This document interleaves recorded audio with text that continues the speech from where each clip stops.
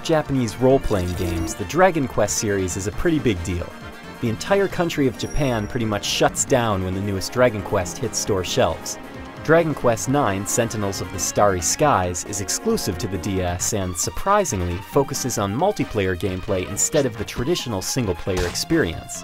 Don't worry, because we don't want to spoil anything for you, we're only going to show you footage from the beginning of the game, so you can watch in peace. In Dragon Quest IX, players create their own hero at the start of the game.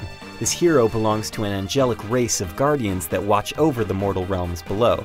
But of course, something goes terribly wrong at the game's opening, and the hero is cast down to the mortal world, stripped of his powers. The hero has to piece together what happened and make his way back home. Everything in Dragon Quest IX is extremely traditional.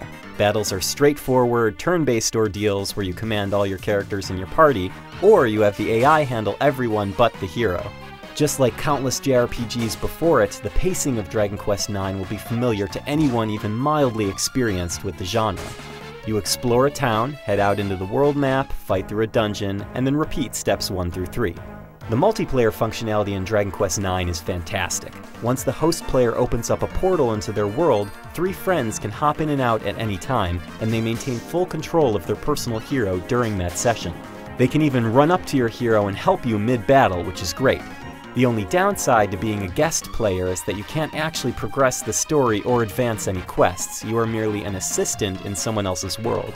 But as you keep all the experience you earn and items you collect, it's still very rewarding to help a friend out.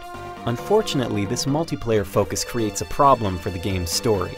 As all the characters in your party are created, they have no personalities to speak of. There's no character development here, besides interacting with NPCs that have something to say. For those gamers interested in playing Dragon Quest IX on their own, this can be a huge downer.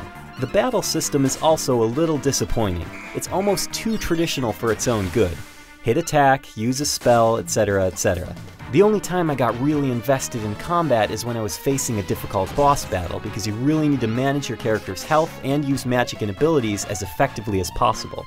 Dragon Quest IX is a lot of fun when you play with a couple buddies, but playing by yourself can be a bit of a snooze. But even though the battle system is a little too by the books and there's a lack of character development, this game is a really enjoyable adventure with plenty to do in the long run.